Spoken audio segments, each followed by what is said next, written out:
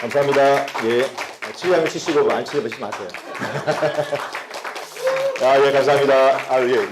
어제 너무 이렇게 늦게까지 즐거운 시간 가지시고, 예, 좀 피곤하실 수 있는데, 지금 계속 강행군이시죠, 그쵸? 학교 오자마자 큰 책부터 시작해서 지금 계속 큰 책으로 달려가고 있기 때문에 많이 부담스러우실 수 있어요. 근데 여러분, 성경은 이 시간 안에 제가 어제도 말씀드렸는지 모르겠는데, 한 번에 알 수 있는 게 아니죠. 그건 우리가 평생을 두고 계속해서 묵상하고 또 읽고 또 공부하면서 계속 우리가 쌓아가는 거다 생각하시고, 그 시작을 이제 여러분이 물론 그 전에 하셨던 분도 계시겠지만 이곳에 오셔서 이제 시작한다라고 생각하시고, 우리 한국 속담의 천리길도 한 걸음부터라고 하는 것처럼 차곡차곡 이렇게 해주시면 좋을 것 같아요.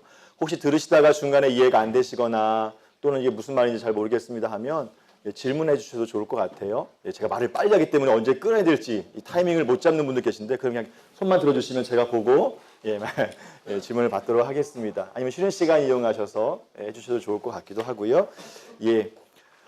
우리가 이제 모세오경, 어제 제가 말씀드릴 때 모세오경이 성경 전체의 기초가 되어지고 기반이 되어진다라고 말씀을 드렸어요. 특별히 이스라엘 백성들의 시작이 바로 창세기 12장부터 아브라함으로부터 시작되어져서 그 족장사를 통해서 그들이 시작이 시작되어지는 거죠. 그러니까 한국의 시작은 뭐로부터 시작됩니까? 단군으로부터 시작되어져요. 단군 신화, 우리는 신화라고 이야기하죠. 그것처럼 이스라엘 백성들에게 있어서 그들의 정체성, 그들의 출발은 언약의 출발이었던 이 아브라함으로부터 시작되어진다라고 볼 수 있겠죠. 자, 그러면서 그들 가운데 지금 함께 하시는 하나님이 누구인가에 대해서 보여주고 있는 책이 창세기인데, 특별히 창세기 1장부터 11장까지는 우리가 원 역사를 통해서 하나님이 어떤 분이시냐, 창조의 하나님이시다. 그분이 세상을 만드셨고 그분은 창조주다. 그것이 레위기에서 이야기하는 구별됨의 전 출발이라고 저는 말씀을 드렸습니다. 창조주로서 피조세계와 구별되시는 하나님, 그것이 하나님의 거룩함을 나타내는 속성이라고 말씀을 드렸죠. 자, 창세기를 통해서 그 하나님의 창조가 시작되어졌고, 그 창조가 완성되어졌을 때의 이 피조의 세계, 다시 말하면 범죄하기 이전, 죄가 들어오기 이전까지의 상태를 우리가 레위기적으로 보자면 정결한 상태라고 제가 말씀을 드릴 수 있다라고 드렸어요. 그러니까 하나님 보시기에 좋았던 상태, 죄가 들어오기 전의 상태. 자, 이 정결한 상태에서는 하나님이 뭘까요?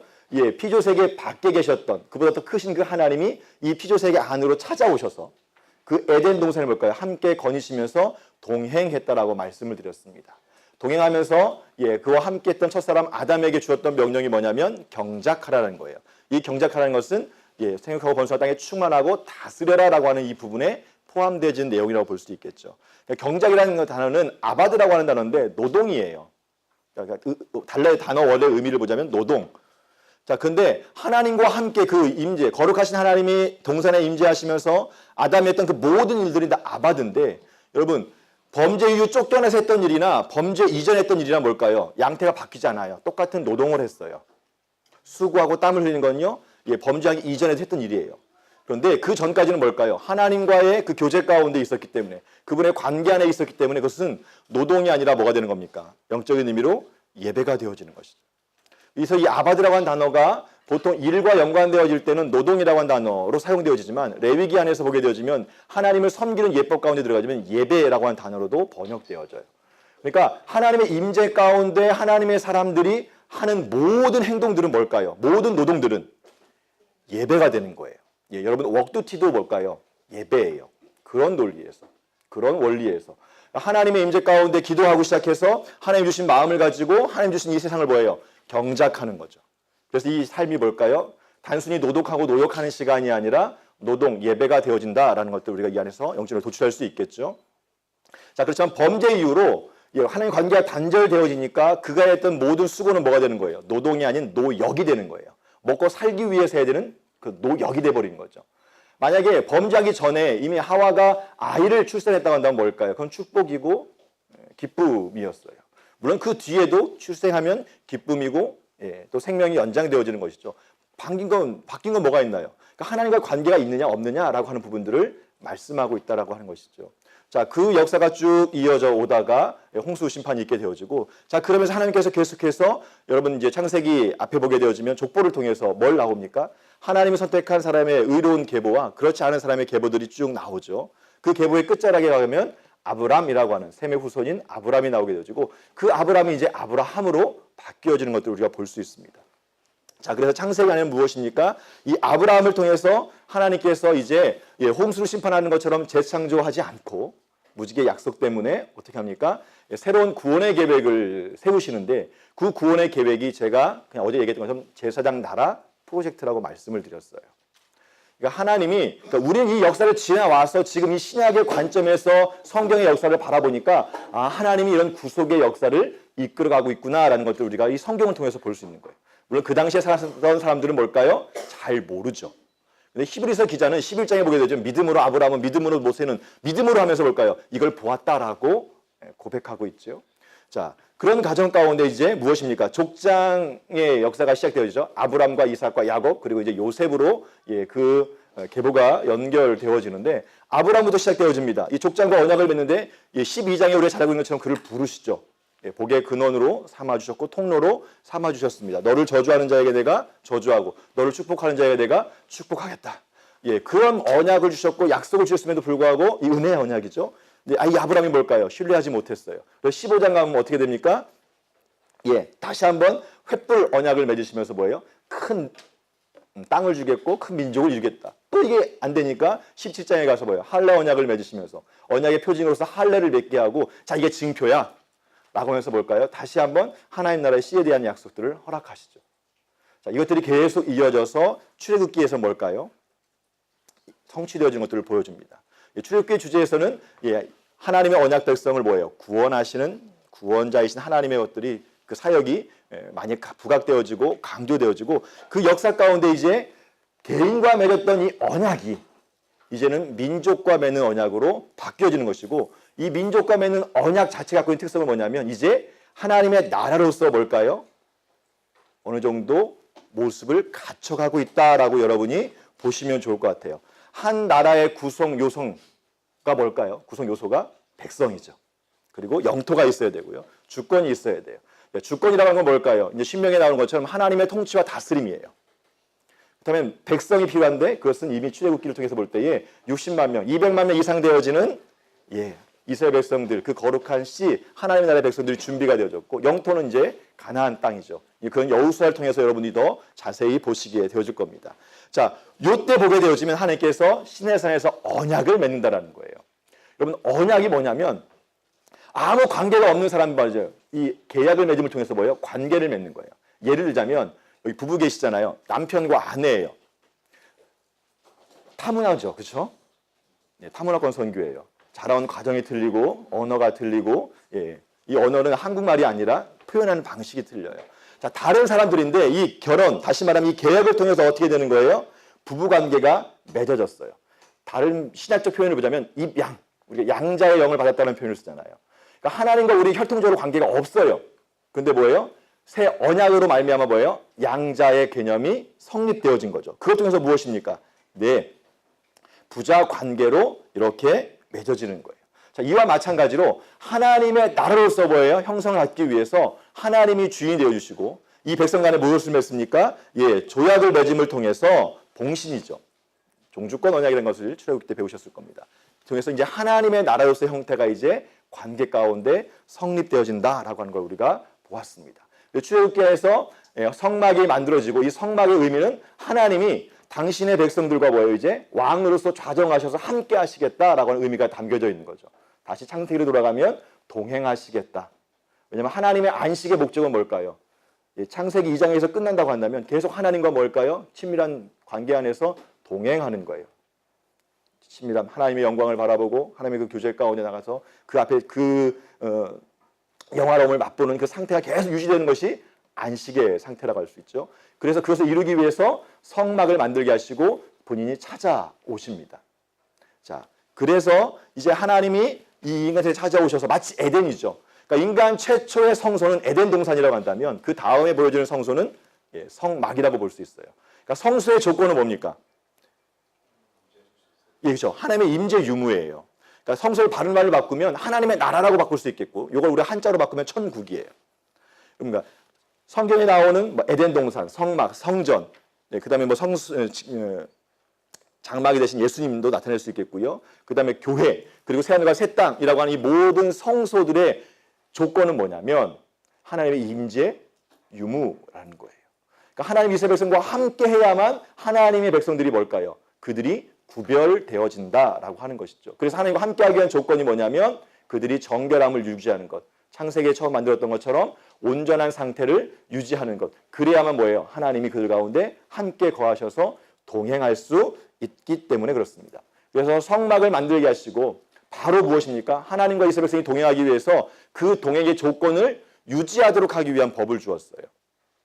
그게 이제 정결법이고 만약 그것이 어겨졌을 때는 뭘까요? 다시 회복할 수 있는 방법을 주셨어요. 그게 뭐예요? 제사법이라고 이야기할 수 있을 것 같습니다. 그래서 우리가 어제 레위기를 살펴볼 때 우리가 성경 전체 안에서 세 가지 상태를 보자라고 말씀을 드렸죠. 그래서 이미 알고 있는 것처럼 꼭 세 가지를 얘기할 수는 없겠지만 더 거룩하고 그래서 거룩이라고 하는 것은 하나님 특별히 창조주 하나님의 어떤 그 속성을 나타내는 구별됨이라고 얘기했습니다. 이것은 이제 속된 것 또는 이제 피조 세계라고 이야기할 수 있겠죠.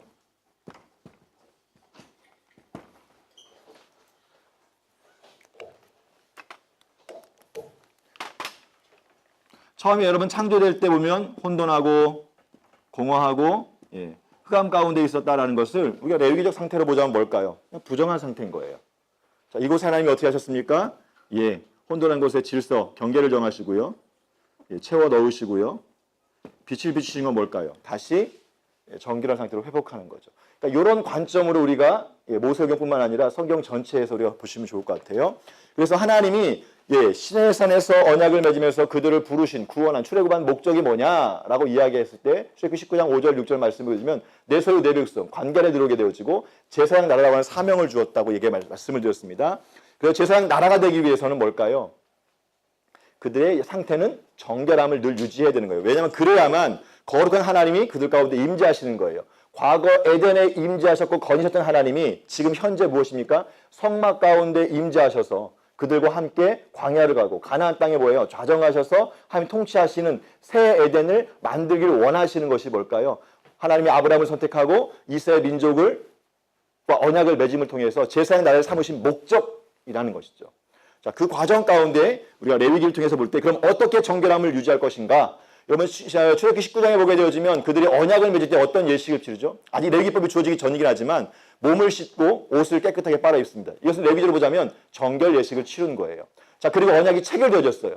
자, 그 다음부터는 뭘까요? 지금 언약이 체결됐던 것은 정결한 상태가 유지되어지는 것이죠. 근데 하나님은 아셨던 것 같아요. 인간의 연약함을, 본성을. 그래서 뭘까요? 범죄할 것을 아시고 뭐예요? 회복의 길을 제시하신 것이 제사법이다라고 하는 것들을 우리가 어제 살펴보았습니다. 그래서 이 제사법을 통해서 우리가 범죄하였을 때 어떻게 다시 하나님 앞에 회복되어져서 나아갈 수 있는가라고 하는 그 주제를 이야기하고 있다면 그 뒤에 나오는 11장부터 음식법이라든지 정결한 삶을 위한 규례들, 산모에 대한 것들 여러 가지 어떤 이 규례들은 뭘까요? 그 당시 사람들에게 원독자들에게 무엇입니까? 어떻게 하나님과 동행할 수 있는가? 다시 말하면 이 정결을 유지할 수 있는가라고 하는 거예요.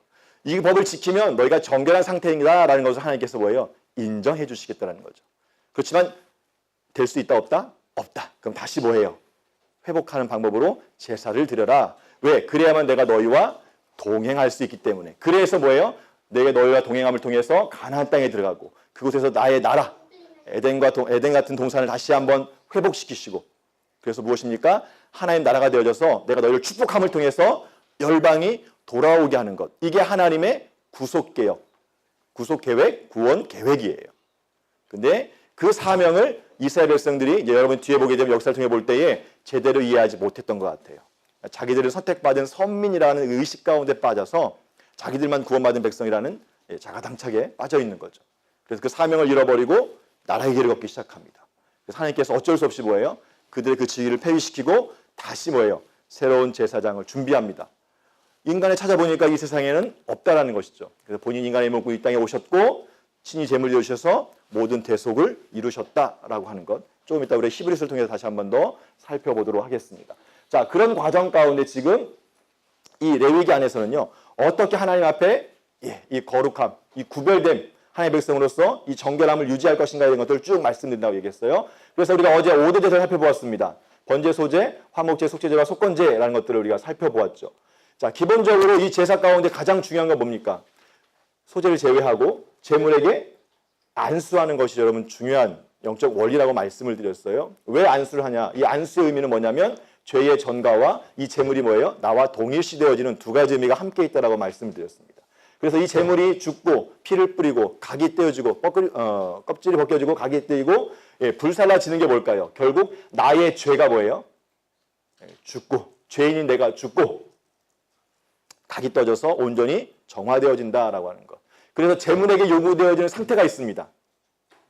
흠없음. 왜냐하면 내 죄가 전가되어졌을 때 그 제물에 뭘까요? 흠없음. 다시 말하면 온전함, 정결함이 뭐예요? 나한테 덧입혀지는 거예요. 그래서 내 죄가 속죄, 덮어진다라고 여러분이 이해하시면 좋겠죠. 그래서 제물을 요구하실 때 뭘까요? 항상 흠없음이에요. 그러니까 하나님이 깐깐하신 분이 아니라 뭘까요? 이것은 하나님이 그걸 원하시는 게 아니라 까탈스러운 게 아니라 우리를 보호하시고 우리와 함께하기 원하시기 때문에 제물의 조건 가운데 다른 거 없어요. 야, 흠없는 것만 좀. 그래야만 뭐예요? 너가 속죄가 이루어지기 때문에 그렇습니다. 그래야만 거룩한 하나님이 함께 임재하실 수 있기 때문에 그렇죠. 자, 그런 순서로 해서 이제 번제와 속죄제와 화목제 드린다라고 말씀을 드렸고요. 자, 소제는 곡식으로 드려지는 것인데 혼자 단독적으로 드리는 것이 아니라 번제나 화목제나 또 속죄할 때 곁들여서 함께 드려진다라고 말씀을 드렸어요. 자, 소제에 넣을 것은 뭐가 있죠? 소금 또는 기름과 유향을 때에 따라서 넣을 수 있다. 넣지 말아야 될 것은 누룩과 꿀, 부패를 상징하기 때문에.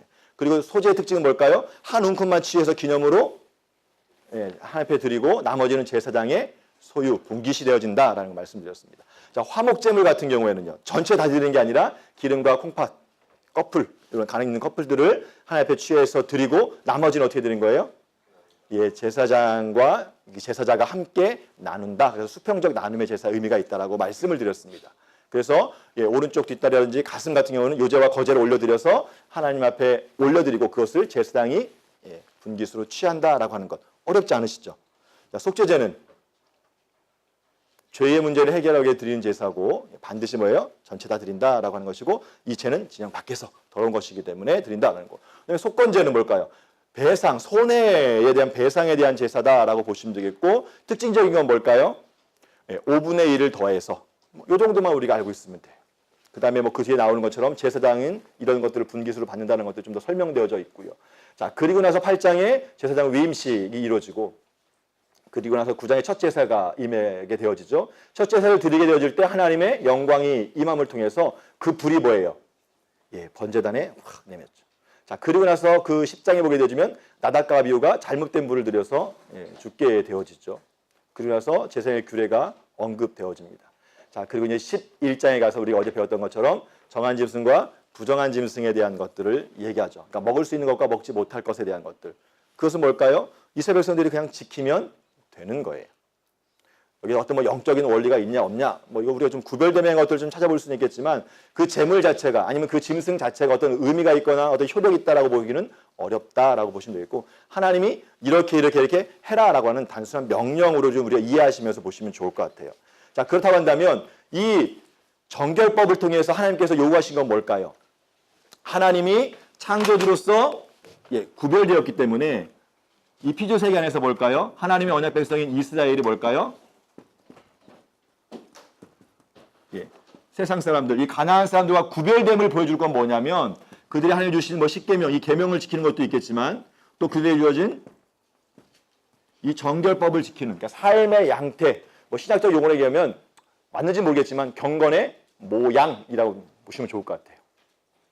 디모데후서 3장에 보게 되어지면 물론 디모데를 얘기할 때는 그들은 이제 경건의 모양은 있으나 능력은 부인한다 이런 표현을 썼잖아요. 이거 좀 바꿔 이야기하면 이 정결법은 경건의 모양이라고 보시면 되겠어요. 그 모양이 뭘까요?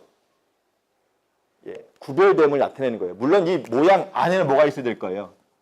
능력, 다시 말하면 마음이 있어야겠죠. 자, 그 마음, 하나님을 사랑하는 마음을 가지고 이 법을 지키면서 경건의 외형적으로 보여주는 이 삶의 양태를 통해서 뭘까요? 가나안 사람들과 또는 애굽 사람들과 뭡니까? 이방인들과 구별됨을 나타낼 때 결국 누가 영광을 받으시는 거예요? 하나님이 구별된다라고 하는 것들을 우리가 살펴볼 수 있겠죠. 그래서 정한 짐승과 부정한 짐승에 대해서 쭉 나누신 것을 우리가 살펴보았습니다. 자, 이래야만 뭐가 되는 거예요? 출애굽기에서 맺었던 신의 언약이 계속 유지될 수 있는 거예요. 하나님의 임재가 떠나면 이스라엘 백성 전체가 부정하게 되어져서 하나님 그들과 함께 할 수 없어요. 왜? 다 죽어버리니까. 하나님 영광이 떠나버리면 뭘까요? 이 언약이 지금 유지되고 있는 것이 아니기 때문에 이 언약을 유지하기 위해서 하나님께서 또 한편으로 뭘까요? 이 레위법을 주었다라고 보시면 좋겠습니다. 그래서 우리가 정한임수까지 배웠고요. 자, 12장부터 보게 되어지면 이제 산모에 대한 규례입니다. 자, 아이를 낳는 것이 부정한 것이 아니죠. 근데 이 과정 가운데 뭘까요? 예, 피, 산혈이 나오기 때문에 이거에 대한 것들을 지금 규례로 정하고 있는 걸 볼 수 있어요. 여러분 이거 보면서 레위기를 보면서 은혜 받기는 쉽지 않아요. 은혜 받으신 분도 있겠지만 대략적으로 은혜 받기는 어려워요. 그렇지만 여기에서 하나님께서 말씀하시고자 하는 게 뭐냐? 구별된 요거 하나만 기억하시고 보시면 돼요. 그럼 내 삶 가운데 내가 그럼 더 구별되어야 될 것이 무엇인가? 믿지 않는 세상과 구별될 것이 무엇인가를 좀 중점적으로 보시면서 살펴보시면 좋을 것 같습니다. 그렇지만 이 안에서 뭘까요? 원독자들을 향한 하나님의 저는 사랑의 마음들이 이 안에 담겨져 있는 걸 볼 수 있어요. 여러분 우리나라에도 뭐가 있죠? 법이 있어요. 국법이 있죠. 나라의 법. 보면 뭐 민법도 있고 형사법도 있고 여러 가지 법들이 쫙 있단 말이죠. 자, 그 안에 보면 뭘 되어 있습니까? 나라의 근간을 유지하기 위한 것뿐만 아니라 그 구성원인 국민들을 보호하기 위한 애민의 마음들이 담겨져 있는 걸 볼 수 있죠. 그와 동일하게 뭘까요? 이 법 안에도 하나님이 이스라엘 백성들을 사랑하시는 마음들, 배려하시는 마음들이 담겨져 있어요. 그 마음을 알아서 이 법을 지키면 당연히 뭘까요? 다른 사람들과 차별되어지는, 구별되어지는 삶의 모습이 나타나기 때문에 구별됨이 나타나고 결국 하나님이 지킴을 통해서 그들을 축복함을 통해서 하나님이 살아있는 것들이 증명되어지는 것. 이것을 통해서 열방을 구원하기 위한 하나님의 구원의 계획이 이 안에 담겨져 있다. 이걸 기억하시면서 이 책을 보시면 은혜로운 책이 될 수 있습니다. 자, 그래서 남자아이를 낳았을 때는 이래 동안 부정하게 되어지고요. 자, 여덟째 날에는 그 아이의 표피를, 할례를 행하는 거죠. 언약 백성의 표징입니다. 자, 그리고 33일을 지나야 산혈이 깨끗하게 되어지고, 자, 정결하게 된 기한이 차기 전에는 성물을 만지지도 말며 성소에 들어가지도 마라. 라고 이야기하는 거예요. 다시 말하면, 아이를 낳은 여인, 특별히 남자아이를 낳은 여인은 40일 동안 뭘까요? 부정한 상태에 머물러 있기 때문에 성소에 들어갈 수 없다. 또 반대로 얘기하면 뭘까요? 남편과 관계를 하면 된다, 안 된다? 안 된다. 자, 그 다음에 뭘까요? 여자를 낳으면이에요. 예, 2일 동안 부정하고 월갈때 있고 산혈은 66일 동안 지내야 된다라고 이야기합니다. 다시 말하면 산후조리라고 여러분 생각하시면 좋을 것 같아요. 근데 남자아이를 하면 40일이고 여자아이를 하면 80일이에요. 제가 옛날 어렸을 때 이걸 돼가지고 어떤 부흥강사님 오셔가지고 말씀했던 게 기억이 나는데 여아를 낳으면 이게 뭘까요? 뭔가 좀 부족하기 때문에 남마 선호사상 이런 게 있었던 것 같아요. 어렸을 때. 그래서 예, 곧 나올 때에 좀 부정하게 됐기 때문에 더 긴 시간을 이렇게 한다라고 이야기하는데 그건 조금 아닌 것 같아요. 그럼 왜 남자와 여자의 차이를 두었을까? 당시 어떤 문화와 풍속을 생각하시면 좋을 것 같아요. 자, 아까 산후조리라는 말씀을 드렸죠. 자, 여러분 우리나라에도 불과 한 60년, 70년 전만 해도 저희 아버님이 칠형제시고 저희 어머님이 팔남매시거든요. 그때만 해도 뭘까요? 그러니까 6.25 끝나고 나서 그때 시간만 해더라도 뭘까요? 남자들은요 집안에 기둥 같은 역할을 감당해야 될 뿐이고요. 자산이에요. 그러니까 남자를 낳으면 어떻게 합니까? 네? 아니십니다. 출산에 대한 것. 그 나중에 이제 장성하는 부분이고요. 예. 남자를 출산하면 가문을 이었다라고 해가지고 뭘까요? 좋은 것들 많이 해드시게 해요. 저희 할머니 같은 경우도 그랬어요. 자, 근데 여자를 낳았으면 어떻게 했을까요? 특별히 손이 귀한 집안에서. 예, 소방 맞죠. 그래서 저희 할아버지의 그 앞세대 같은 경우는 뭘까요? 예, 딸만 낳은 경우는 첩을 얻어가지고 대를 잇게 하기도 했어요. 그래서 저희 동네에 그렇게 같이 사시는 할머니들도 계셨어요. 불과 100년 전만 하면 유교 안에 있어서 그런 남아서수 산에 있었잖아요. 몸조리 제대로 못했단 말이에요. 그럼 지금부터 3000년 전에 고대 근동에서는 뭘까요? 남자는 뭘까요? 전투력이고요. 예, 노동력이에요. 근데 남자를 낳으면 어떻게 할까요? 아무래도 좀 더 대우가 좋겠죠. 반면 여자를 낳으면 그렇지 못했을 가능성이 높죠. 그러니까 80일 공식적으로 뭘까요? 율법으로 정해준 거예요.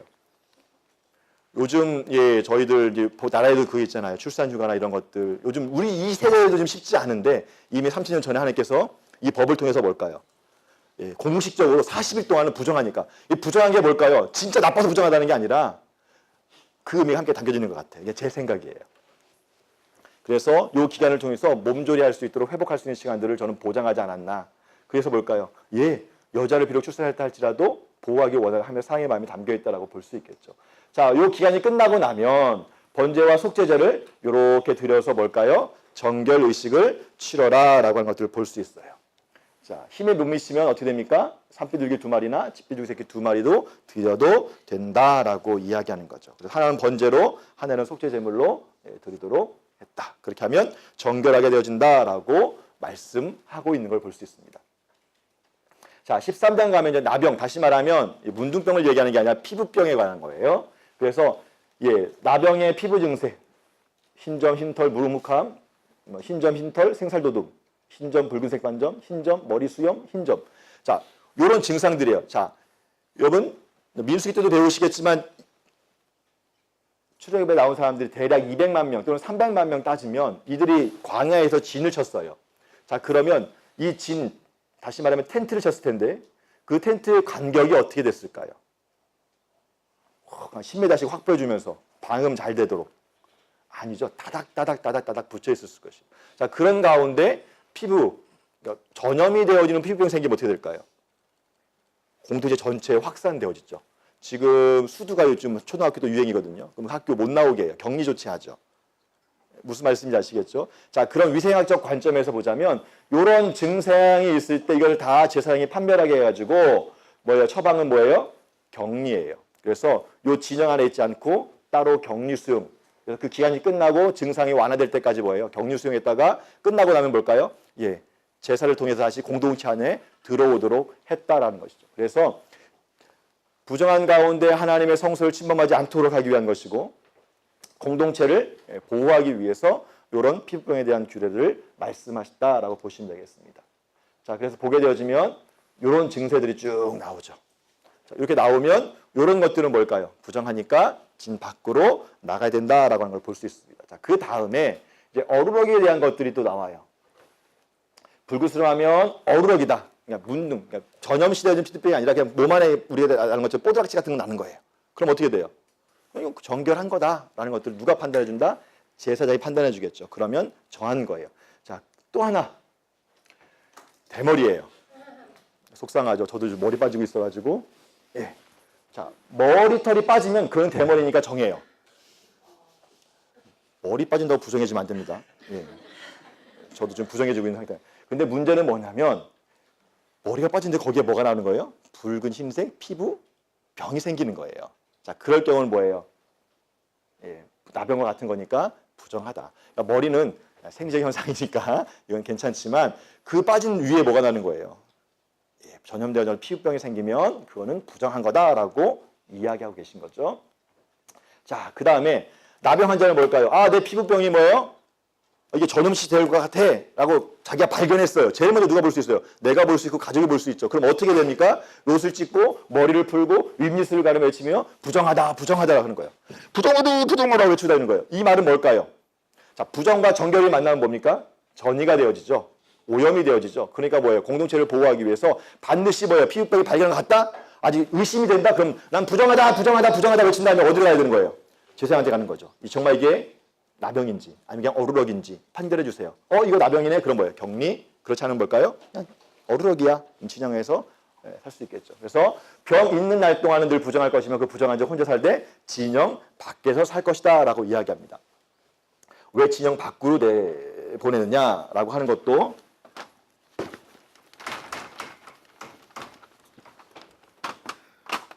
민수기에 보게 되어지면 이스라엘 백성들이 진영에 대한 표시가 나와요. 그 가운데 하나님의 성막이 있게 되어지고요.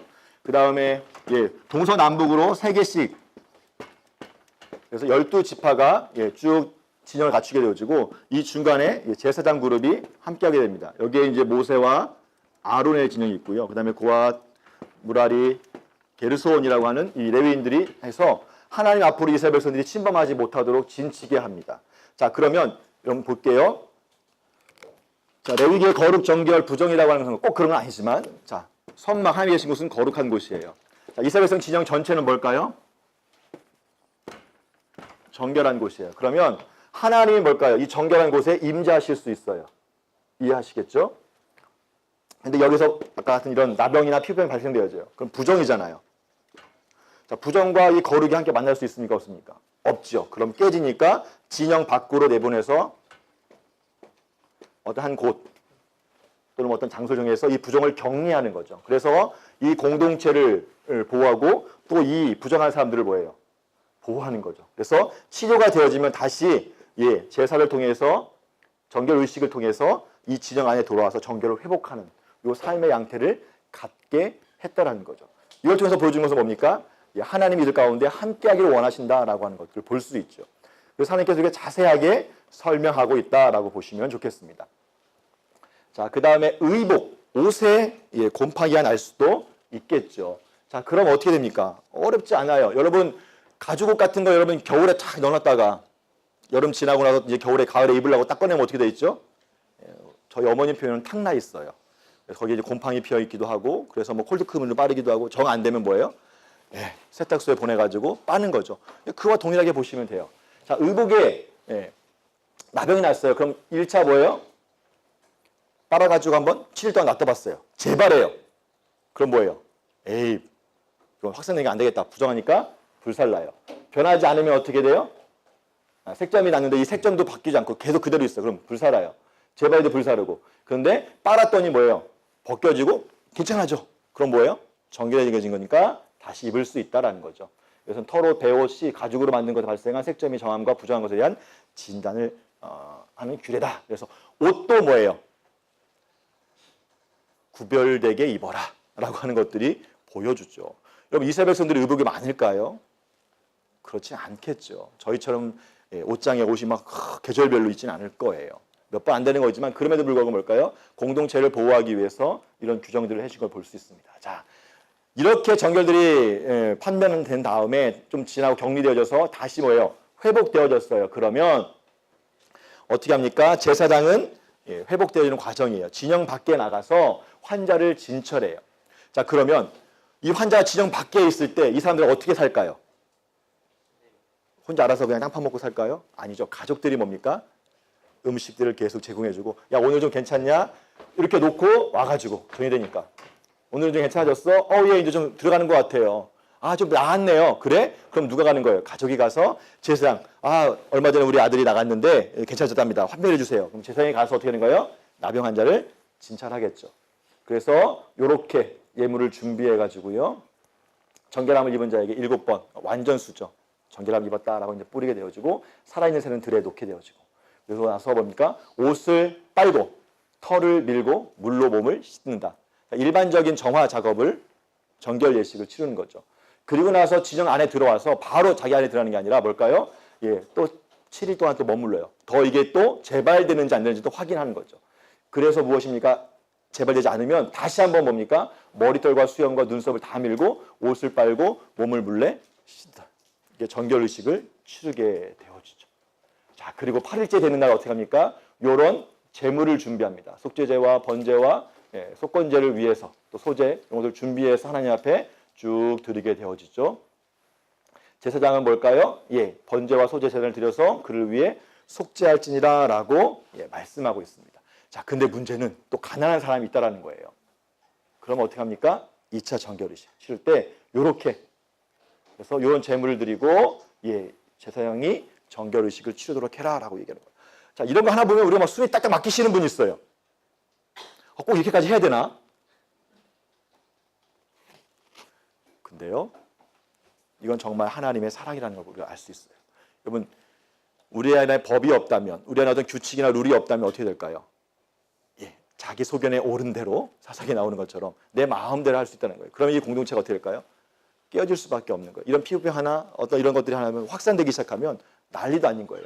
얼마 전에 여러분 메르스, 나 하나 괜찮겠지 해가지고 뭐예요? 그냥 들어오셨어요. 그냥 병 막 활보하고 다녔어요. 뭐 괜찮겠지. 그 결과가 어떻게 됩니까? 우리나라가 뒤집힐 만큼의 영향력이 있었던 것처럼. 그렇게 보시면 좋을 것 같고, 결국 영적인 의미로 보자면 뭘까요? 구별된 삶에 대한 것들을 말씀하고 있다라고 보시면 좋겠습니다. 자, 그 다음에 또 의식을 우리가 좀 비교해 보자면 이렇게 좀 적용해 볼 수도 있을 것 같아요. 나병 환자, 피부병 환자죠. 스스로 정결태가 될 수 있습니까? 없습니까? 없지요. 진영 밖의 세상이 확인해야 되고, 재물이 희생되어지고, 피가 뿌려지게 되어지고, 물로 정결하게 되어지고, 이런 제사를 드려야 되는 거예요. 자, 이게 죄인인 우리를 위한 예수 그리스도의 구속사역과 이렇게 연결되어질 수 있다라는 것입니다. 우리 뭘까요? 스스로 의롭게 될 수 있습니까? 우린 다 죄인이기 때문에 그럴 수 없어요. 그래서 예수 그리스도 이 땅에 오셔서 구약에는 아론이라고 하는 제사장이 있었다면 신약에는 누가 있는 거예요? 예수님. 멜기세덱의 반차를 따르는 예수님이 계신 거죠. 그래서 오셔서 우리를 구원하신 거죠. 그래서 우리가 정결하게 되기 위해서는 뭘까요? 그분의 피가 요청되어지는 거죠. 그래서 우리가 새로운 사람이 되어졌고, 그래서 계속 그 친밀함 가운데 우리가 교제하게 되어지는 거죠. 지금 이 상태가 바로 그 상태다라고 보시면 좋겠습니다. 자, 그 다음에 나오는 게 뭐냐면 이제 가옥에 대한 나병 규례입니다. 자, 내가 내게 기업으로 주는 땅에 너희가 이를 때에 너희 기업의 땅에서 어떤 집에 나병색점이 발생하거든 이라고 얘기합니다. 이 말에서 또 얘기하는 건 뭘까요? 지금 아직 가나안 땅에 들어가지 않고 지금 시내산에 머물고 있는데 이미 여기에 있는 독자는 뭘 얘기하고 싶은 거예요? 저자는 가나안 땅을 전제로 이야기하고 있는 거예요. 자, 이제 가나안 땅 너희가 준 게 확실해. 근데 갑자기 들어가서 정착해 서 너희가 이제 뭐예요? 텐트 치다가 이들은 뭘 주는 거예요? 흙으로 벽돌로 뭐예요? 집을 지을 거야. 근데 그 집에 뭐가 나는 거예요? 나병색점이 발견하거든. 쉽게 말하면 뭘까요? 여러분 제주는 되게 습하거든요. 잘못 창문 열고 환기 안 하면 제주 사시는 분들은 아실 거예요. 이 벽 구석에 뭘까요? 곰팡이가 어마어마하게 섭니다. 여러분 집에 곰팡이 쓰면 어떻게 하죠? 제일 첫 번째? 일단 한번 닦아요. 닦고 나면 뭘 뿌릴까요? 정결하게 하는 락스를 뿌리죠. 그러다 또 일주일 동안 봅니다. 또 발병해요. 그럼 어떻게 돼요? 여유가 있으면 벽지를 다 발라버리고 아니면 그만큼만 파요. 그 벽지 오염된 부분만 딱 파가지고 새 걸로 딱 발라버리죠. 자, 그래도 계속 벽을 새로 바르고 다 했는데도 불구하고 계속 곰팡이가 펴요. 그럼 어떻게 하면 될까요? 다시 짓기는 어렵죠. 이사를 가면 됩니다. 여기는 못 쓸 곳, 사람이 살 곳이 못 된다. 그래서 뭐예요? 좀 건조하고 통풍이 잘 되는 곳으로 이사를 가죠. 그 규례와 똑같아요. 자, 보세요. 자, 먼저 보이면 누구한테 제일 먼저 보여야 돼요? 제사장이 판결해 줘야 되니까. 구별해주는 하니까 보여요. 7일 동안 폐쇄해요. 번지면 어떻게 해요? 퍼지면 돌을 빼내가지고 부정한 곳에 버립니다. 자, 그 다음에 괜찮아지면 이제 들어오는 거고, 그렇지 않으면 또 뭐예요? 더 해가지고 다른 효과 다시 발라버려요. 근데 다시 재발했어요. 재발하면 어떻게 됩니까? 악성 나병이다. 그래서 어떻게 합니까? 그 돌과 그 집의 모든 흙을 뭐예요? 다 무너뜨린 다음에 성박 부정한 곳에 갖다가 버리도록 해요. 자, 그 다음에 이제 뭘까요? 이렇게 해서 정결하게 되어졌어요. 그러면 이렇게 정결 의식을 치르도록 하고 있다라는 거죠. 집에 뿌려가지고 정결하게 되어집니다라고 하는 것들을 볼 수 있어요. 그러니까 굉장히 뭘까요? 구별됨을 이야기하고 있는 것들을 우리가 살펴볼 수 있겠죠. 자, 그래서 이것은 나병과 옴과 의보, 가옥, 나병, 뾰루지, 색점에 대한 규례다라고 쭉 말씀하고 있는 걸 볼 수 있습니다. 가나안 땅에서 어떻게 집을 정결하게 해야 될지 것도 보여주고 있는 거죠. 그러니까 이런 삶의 양태, 이런 정예법은 뭘까요? 이방인과 유대인, 다시 말해 이방인과 이스라엘 백성들을 구별하는 삶의 모습이라고 보시면 돼요. 여러분 YM어와 일반 성도들을 구별하는 방법이 뭔지 아십니까? 저희들이 쓰는 특유의 말투가 있어요. 기도할 때도 그래요. 제가 학교 다닐 때 잘 몰랐는데 기도 동아리 모임 가가지고 막 할 때 각 그 서클들마다 모이거든요. 그럼 서클들마다 특징들이 다 있어요. 기도하는데 통성 기도하고 이제 돌아가면서 기도를 해요. 근데 저희 와이프의 특징이 뭐냐면 뭐 기도하다 볼까요? 그걸 받아서 하잖아요. 그렇습니다. 주님 그래서 우리가 혈가시는 뭐 손판에 기도하고. 그러니까 사람들 다 끝나고 나서 얘기하는 게 야 너는 왜 기도 그따위로 하냐? 제가 좀 과장된 표현이에요. 왜 기도 그렇게 해? 이거 우리 기도 그렇게 배웠어. 이런 것처럼 뭘까요? 구별됨이에요. 막 같은 놈이지만 이런 규범들이 그때 당시 사람들은 다 일반적으로 그냥 사는 거예요. 그냥 개인적으로 처리하던 건 문제인데 공동체 전체가 뭐예요? 이런 걸 철저히 지켜요. 그럼 뭐가 됩니까? 야, 쟤들은 참 희한한 것들이야 라는 말이 나오죠. 근데 이것이 하나님 보시기에 뭐예요? 좋다라는 거예요. 왜? 그렇게 구별되는 삶을 살아라. 좀 더 나가면 뭘까요? 그들의 삶은 우상과 연결되어져 있다고 보시면 돼요. 하나님이 선택한 이스라엘 백성들은 이렇게 구별된 삶, 너희와 다르다라는 것들을 보여줌을 통해서 하나님의 거룩함을 뭐예요? 계속해서 보여주기를 원하시는 거예요. 여러분 얼마 전에 트럼프 딸이 내한했었죠. 그때 혹시 뉴스 보셨나요? 청와대에서 음식을 준비했어요. 어떤 음식 준비했는지 아십니까? 코셔법으로 준비했어요. 왜 그러냐면 그 트럼프 딸의, 다시 말해 트럼프의 사위가 유대인이에요. 그래서 트럼프 딸이 유대교를 개종을 했대요. 그래서 왔을 때 코셔법에 의해서, 음식법에 의해서 그것을 준비하고 음식했다. 지금도 현재 지키고 있는 그 법이에요. 무슬림들은 할랄 음식들 아시죠? 나름대로 그들의 율법에 있는 거죠. 이게 뭘 나타내는 거예요? 우리가 볼 때는 아유 참 유별나다. 근데 그들 나름대로는 뭘까요? 구별됨이에요. 우린 먹는 것도, 우린 입는 것도, 우린 사는 집도 이렇게 구별되어진다. 마치 우리가 뭐 붙이는 거와 똑같은 거예요. 십자가 달고 물고기 붙이는 거. 좀 죄송합니다. 우리 이 집은 예수만 섬기는 집입니다. 라는 것들을 우리가 구별해 주는 거죠. 자, 그 다음에 15장 유출병이에요. 자, 유출병은 뭐냐면 몸에 유출이 있으면 이건 완고거법이에요. 좀 부드럽게 얘기하는 거예요. 다시 말하면 몸은 뭘 얘기하는 걸까요? 성기예요. 그러니까 성기에 뭐가 나는 거예요? 유출이 있다. 그럼 뭘까요? 성병이죠. 성병에 대한 규례다라고 보시면 되겠습니다. 주부 흘러나오다. 뭐 남자는 임질 매독, 여자는 자연적인 어떤 생리 현상도 있겠지만 좀 병적인 증상도 있을 수 있겠다라고 볼 수 있겠죠. 자, 그래서 유출을 가진 남자 자신, 또 다른 사람, 다른 유출을 가진 사람이 만진 물품과 그 물품 만진 사람. 자, 부정한 사람이에요. 이 부정한 사람과 접촉하면 됩니까? 안 됩니까? 안 돼요. 그럼 그 부정한 사람이 썼던 물건과 접촉하면 될까요? 안 될까요? 당연히 안 되죠. 그 얘기하고 있는 거예요. 어렵지 않죠? 자, 그래서 자, 몸에 유출이 가진 사람이 나오면 뭘까요? 부정해요. 그럼 그 사람이 앉았던 침상, 앉았던 의자 다 뭘까요? 부정하는 거죠. 자, 그래서 어떻게 합니까? 자연적으로 모르고 만졌어요. 그럼 어떻게 되는 거예요? 앉았어요. 그러면 그 사람은 옷을 빨고 물로 몸을 씻어라. 그러면 하루 저녁까지만 부정하게 된다라는 것을 이야기하고 있죠. 다른 사람, 이건 동일하게 뭘까요? 옷을 빨고 물로 씻고 저녁까지 부정하라. 자, 일반적인 속죄, 큰 죄가 아닌 일반적인 어떤 이 부정에 대한 부분들은 뭘까요? 물로 옷을 빨거나 몸을 씻는 방법을 통해서 뭘까요? 정결함을 회복하도록 했다는 거예요. 힘들게 마시는 것이 아니라 이런 법을 주시고 쉽게 이 정결을 통해서 정결을 회복할 수 있는 방법들을 제시하셨다. 그렇지만 여기서 강조한 뭘까요? 이런 삶을 살도록, 구별된 삶을 살도록 요청하고 계시다라고 하는 거예요. 동일한 거죠. 옷을 빨고 물로 씻고 저녁까지. 만진 그릇, 질그릇은 어떻게 해요? 깨트려요. 왜? 파고 들어갈 수 있으니까. 나무 그릇은 물로 씻는다라고 보시면 되겠죠. 자, 그래서 유출병 걸린 사람들의 정결 의식은 이래를 세우에 옷을 빨고 몸을 씻고 이렇게 준비를 하죠. 8일째 되는 날. 그다음에 속죄와 번제를 드려서 여호와 앞에서 속죄해라라고 말씀하고 있습니다. 이걸 통해서 뭘 보여주는 거예요? 이런 속죄 제사를 자꾸 드려야 하는 건 뭐냐면 제사장 앞으로 갖고 와서 회막 앞에서 이 속죄점을 드리를 통해서 뭘까요? 이 사람이 이제 정결하게 되어졌습니다라는 것들 계속해서 뭡니까? 공표하고 인정받도록. 그래야만 뭐예요? 공식적으로 진영 안으로 들어올 수 있다라고 하는 거예요. 자, 그 다음에 설정한 자, 관계를 맺다, 부부관계를 맺다 보니까 자연적 설정이 있을 수 있겠죠. 이런 경우는 뭘까요? 무조건 부정한 게 아니라 하루 동안만 부정하다. 몸으로 물로 씻으면 된다라고 하는 거예요.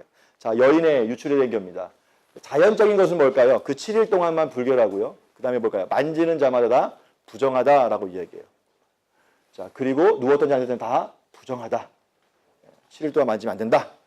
생긴 외에 유출병 같은 어떤 이런 병들이겠죠. 이럴 경우에는 뭘까요? 그 유출한 날 동안까지 부정하고 그치고 나서 7일 동안 살펴본 다음에 8일째 이렇게 제물일들을 통해서 하나님 앞으로 나아올 수 있도록 허락했다라는 거예요. 자, 자연적인 경우, 특별히 이제 월경 기간 가운데 이렇게 7일 부정하도록 명해 주신 건 뭘까요? 여인을 또 보호하기 위한 거예요. 그러니까 이스라엘 백성들은 지금도 이걸 지키겠죠. 철저히 지키시는 분들은. 자, 월경 가운데 부부관계를 맺으면 안 된다라고 하는 거예요. 그러니까 뭐 의학적으로 볼 때 여성이 굉장히 좀 약한 시기이기 때문에 함부로 이렇게 관계를 맺는 것도 좋지 않다는 얘기도 있어요. 아마 그런 걸 생각하셔서 그런지 7일 동안 영적인 의미를 보자면 이 피가 생명이 있는 거기 때문에 그런 것도 있겠지만 또 하나는 뭘까요? 이 여인을 보호하기 위한 것. 아까 산모의 그 출산도 뭐예요? 남아를 낳으면 40일, 여아를 낳으면 80일 동안 몸조리할 수 있도록 출산휴가 주신 거예요. 지금도 마찬가지다라고 보시면 되겠죠. 자, 이렇게 해서 너희는 이와 같이 이스라엘 자손을 부정해서 떠나게 하여 그들 가운데 성막을 그들이 더럽히고 부정한 중에 죽지 않도록 해라. 왜? 내가 거룩한 하나님이기 때문에 그렇습니다. 자, 이런 성병에 대한 이 규례는 뭘 얘기하는 걸까? 일단 뭘까요? 성적 욕구를 절제하기 위한 거죠. 위생 차원에 따른 것이고, 건전한 성, 그 다음에 다산이에요. 자, 가정 안에서 이 성은 뭘까요? 하나님이 우리에게 주신 뭘까요? 새로운 창조예요. 그러니까 하나님의 형상을 따라 누굴 만드는 거예요? 또 다른 하나님의 형상을 만드는 거예요. 그 형상은 나의 형상을 닮아 있죠. 창세기 5장에 보게 되어지면 아담이 아벨이 죽은 다음에 셋을 얻게 되어진데 나의 형상이라는 표현을 써요. 그러니까 우리가 하나님 형상으로 태어났고 우리 뭘까요? 가정 안에서 새로운 하나님 형상들을 계속해서 뭘까요? 좀 표현이 좀 과격하지만 재생산하고 있는 거예요. 재창조하고 있는 거예요. 그래서 뭡니까? 거룩한 하나님의 백성들이 점점 많아지도록 그런 성을 어떻게 하는 거예요? 함부로 사용하면 된다 안 된다? 안 된다라고 하는 것들을 보여주는 것이고요. 또 하나 이런 성을 잘 쓰는 것 특별히 이방 제의와 연관되어질 수 있죠. 이스라엘 백성들이 이제 가나안 땅에 들어가면 뿐만 아니라 애굽에서도 마찬가지일 거예요. 그 당시에 문화는 종교와 반드시 연관되어져 있고요. 모든 행사는 다 뭐예요? 종교적 의식이에요.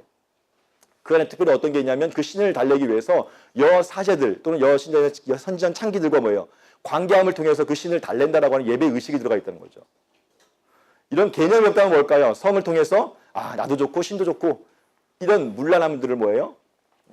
예방하기 위해서라고 하는 것이고 부정함을 통해서 성소를 더럽히지 않게 해서 결국은 죽지 않도록 하기 위해서 하나님께서 이 성에 대한 규례도 말씀하고 있다는 거예요. 여러분 지금도 난리죠. 성이 얼마 전에 제가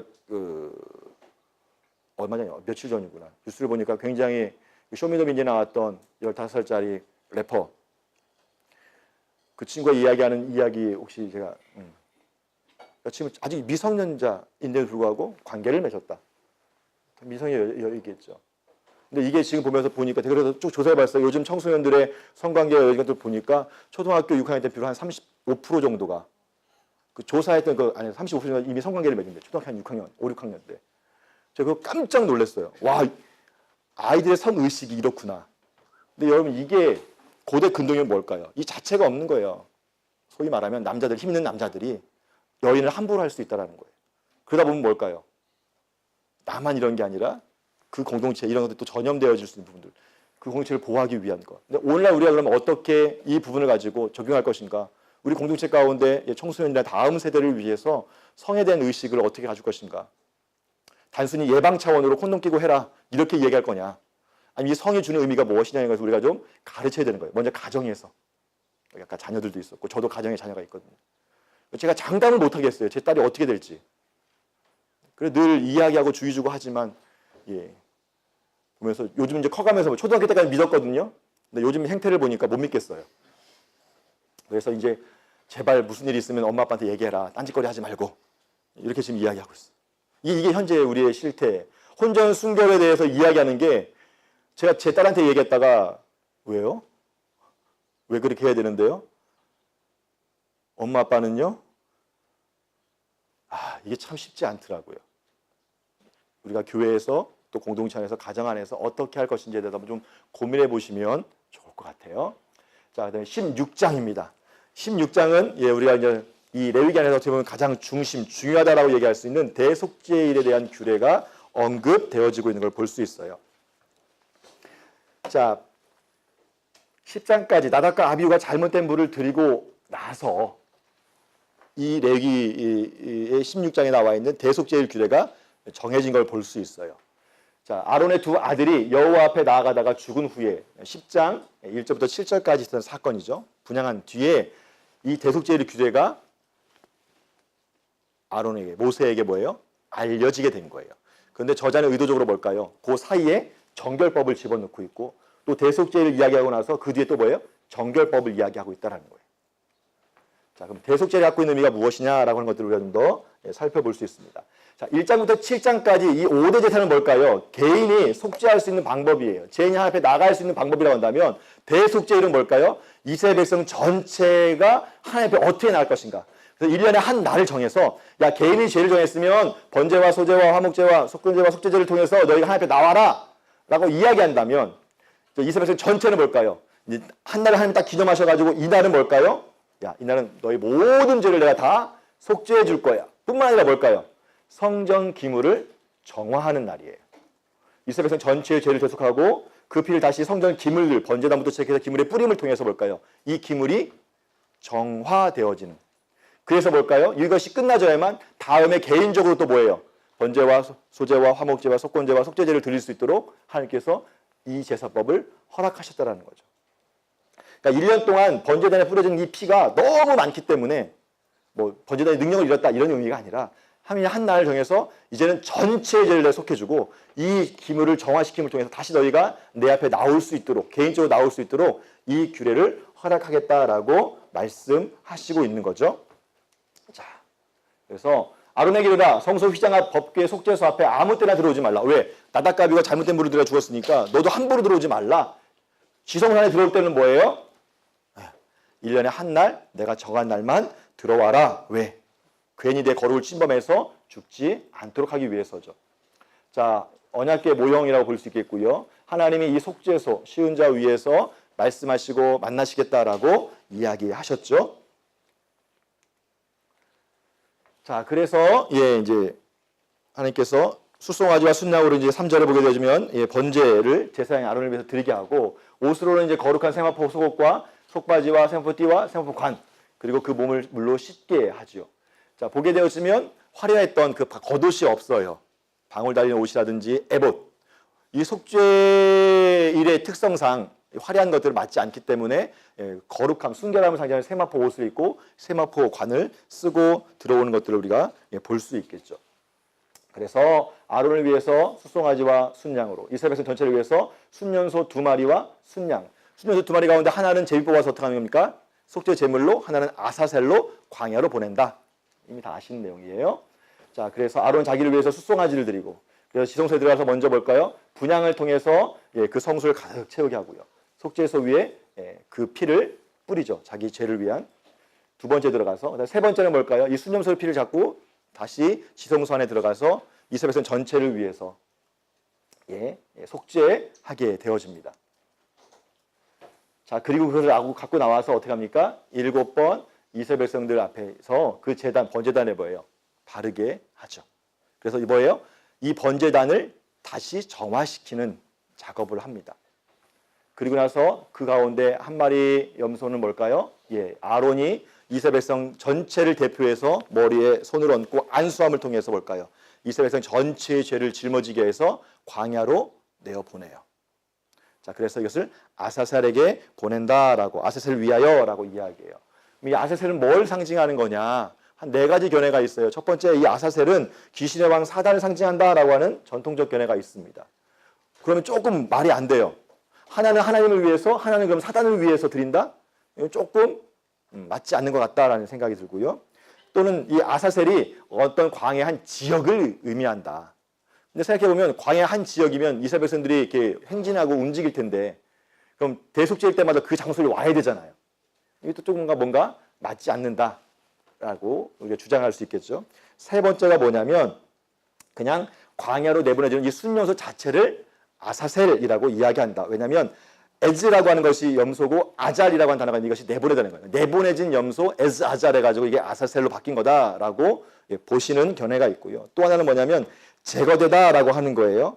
이것도 이제 동일한 의미로서 이제 어근 아사셀이라고 하는 이 어원을 갖고 있기 때문에 그래서 저희는 어떻게 해석하는 게 좋겠냐? 그러면 첫 번째, 두 번째보다는 광야로 짊어지고 나가는 보내자는 염소. 또 우리의 죄를 짊어지고 제거되어지는 염소, 세 번째나 네 번째 견해 정도가 좋지 않겠나 생각되어집니다. 그래서 어쨌든 모든 죄를 짊어지고 이 아사셀 염소가 광야로 나가게 되어져요. 자, 근데 문제는 재밌는 생각이 있어요. 염소를 확 광야에 내려 딱 놨어요. 풀어놨어요. 돌아오면 될까요? 안 될까요? 길을 너무 잘 찾아. 다시 집에 돌아왔어. 죄를 내보내는데 죄가 다시 돌아왔어요. 그럼 돼요? 안 돼요? 안 되죠. 그래서 유대인의 어떤 랍비 전승에 의하면 이 아사셀 염소를 철회한 사람은 이 출애굽했던 사람들 가운데 타국인, 이방인에게 이것을 맡겼고요. 그 사람이 이 아사셀 염소를 갖고 나가서 절벽, 벼랑 끝에서요 떨어뜨려 죽였다라고 합니다. 그래서 다시 제가 다시 지정학교에 돌아오지 못하도록 했다라고 이야기해요. 그래서 이렇게 어려운 땅에 있는 염소를 놓아 광야로 내보내게 했다. 자, 그리고 나서 이제 뭡니까? 이렇게 번제를 드리도록 하죠. 그래서 지성소 갈 때 나올 때 뭘까요? 세마포 옷을 벗어두고 다시 몸을 한번 씻고 자, 다시 또 옷을 입고 나와서 백성들이 속죄하고 속죄 제물은 뭘까요? 진영 밖으로 내다가 뭘까요? 다 태우는 것. 여러분 히브리서 13장에 보게 되어지면 예수님께서 뭐예요? 영문 밖에서 고난을 당하시고 고초를 당하시고 죽으셨다라는 것이 이 6월절에 이 대속죄일에 이 아사셀과 같이 버림받으신 것이고 그 모든 죄를 도말하기 위해서 진영 밖에 영문 밖에서 죽으셨다는 것을 예표한다라고 우리가 볼 수 있을 것 같습니다. 자, 이렇게 염소 두 마리 가운데 하나는 제비 뽑아서 광야로, 하나는 잡는 거죠. 자, 이것은 너희가 영원히 지킬 규례다. 일곱째 달 10일, 그리고 1년에 한 번 드려라 라고 얘기합니다. 이스라엘 절기 가운데 7월에 드리는 절기가 많아요. 그렇죠? 7월 1일은 신년을 알리는 나팔절이고요. 14일은 초막절, 그 중간에 7월 10일에 대속제일이 있다라고 여러분이 기억해 주시면 좋겠습니다. 자, 규칙, 이 대속제일에는요, 너희 스스로 괴롭게 하고 아무 일도 하지 말되 본토인 거리면 다 그리하라. 다시 말하면 스스로 괴롭게 한다는 건 금식하라고 그래요. 그래서 이것은 안식일 중에 안식일인즉 너희는 스스로 괴롭게 할지니 영원히 지킬 규례다. 안식일 중에 안식일인 게 무슨 말일까요? 하나님 보시기에 개인의 죄도 사는 것도 너무 기쁜데 이스라엘 백성 전체의 죄가 뭐예요? 싹 도말되어지고 다시 정결한 상태로 다시 리셋되어지는 거니까 너무 좋으신 거예요. 그래서 안식일 중에 안식일이다라고 표현하신 것 같습니다. 그래서 이렇게 지키도록 되어져 있는 걸 볼 수 있고요. 자, 이 대속제일의 규례들을 쭉 통해서 보면 어떤 효과가 있을까요? 이걸 다 이스라엘 백성들이 보는 앞에서 하게 되잖아요. 그러니까 시각적 효과도 있는 거죠. 이 제사를 집례하는 걸 통해서 뭘까요? 아, 우리가 이렇게 죄를 지어서는 안 되겠다라고 하는 거예요. 개인의 번제야 개인이 드리는 거니까 그렇지만 이스라엘 전체의 죄를 위해서 또 하나 뭘까요? 우리가 알고 있는 것처럼 대속제일에 제사장이 이 지성소에 3번 들어가게 되어지는데 미시나에 의하면 발에 뭘까요? 줄을 메고 들어갔다고 합니다. 그래서 죽으면 그냥 끄집어냈다라고 하는데 죽으면 될까요? 안 될까요? 제사장이 들어가가지고 속죄소에서 죽었어요. 지성소에서. 그럼 이스라엘 백성들 전체의 죄가 씻기는 것이 아니기 때문에 큰일 나는 거죠. 그리고 또 하나 뭘까요? 이 번제물이 정화가 되지 않기 때문에 다시는 뭘까요? 제사를 드릴 수가 없는 거예요. 그러니까 제사는 무엇입니까? 더 준비하고 더 준비해. 그 백성들 그것을 보면서 기다리겠죠. 아, 제사장이 살아나오기까지. 그래야만 우리의 죄가 다 도말되어지니까. 자, 이런 의미, 시각적 의미가 있겠죠. 물론 개인적으로 보자면 오늘날 우리도 마찬가지인 것 같아요. SBS에서는 광야 체험 기간 가운데 직접 이 양을 잡는 요 의식이라고 해야 되나요? 이 과정을 합니다. 민수기를 하면서 레위기 법대로 때에 따라서는 뭐 화목제를 드리기도 하고 또는 뭐 의임식을 드리긴 하지만 어쨌든 그 양을 잡는 장면이 나오는데 볼 때 이걸 보면서 막 뭐 기쁘다 할렐루야 하시는 분이 아무도 안 계세요. 제가 본 바에 의하면 다들 숙연해지세요. 물론 그때처럼 그런 의미를 갖고 있지는 않지만 그 의미를 부여해서 우리가 그 양에게 다 안수를 하고 양을 잡을 사람을 제비 뽑아가지고 선택하게 하죠. 그리고 그 양을 잡습니다. 칼로 찌르고 피를 받고요. 그 피를 번제단에 발라서 불에 태우고 내장을 꺼내서 기름을 꺼내서 번제단에 태워서 올려보내요. 자, 물론 여기 시각적 교육 가운데 하나예요. 근데 그 과정을 보면서 우리 안에 뭘 생각하냐면 저도 그랬고 제 동기들도 아마 이제 계속 그것들이 오면서 죄에 대해서 우리가 어떻게 생각해야 되는지에 대한 부분들을 많이 보게 되는 것 같아요. 아까 안수를 통해서 그 제물이 동일시되어진다고 하잖아요. 내가 되어주는 것이고 내 죄가 되어주는 것이죠. 내가 죽을 것인데 이 심승이 아무 죄가 없는 이 심승이 그냥 죽는 거예요. 그걸 보면서 기뻐할 사람 아무도 없거든요. 근데 마치 이것을 누가 이루셨다는 거예요? 모든 세상의 죄를 위해서 예수님께서 그렇게 돌아가셨다라고 하는 거죠. 그러니까 우리가 제가 어제도 회개에 대한 부분들을 말씀하셨고 이 제사를 우리가 요즘은 이제 회개, 믿음을 통해서 예수 그리스도 우리의 죄를 예수 그리스도에게 전가시키는 거다라고 말씀을 드렸습니다. 그래서 여러분 그 뒤에 우리가 정결이 되었다면 우리가 이런 표현 많이 하잖아요. 죄와 죽기까지 좀 싸워라. 그러니까 우리가 용서가 너무 쉬우니까 죄에 대해서 뭘까요? 경각심이 없는 것 같아요. 나중에 뭐 회개기도 하면 되지 뭐 하면서 죄를 뭐예요? 무서워하지 않고 죄에 대한 경각심 없이 뭐예요? 함부로 말하거나 생각하거나 행동하는 경우가 있다라는 거예요. 그러니까 저도 마찬가지예요. 나중에 회개하면 되지. 나중에 기도하면 되지. 좀 용서해 주실 거야. 때로는 완악해서요. 의도적으로 죄를 짓는 경우도 있어요. 내 양심에서는 이렇게 하면 안 돼. 이렇게 하면 안 돼. 안 되는 거 막 얘기하는데 괜찮아. 한 번만, 이번 한 번만 하면서 그런 경우도 있다라는 거예요.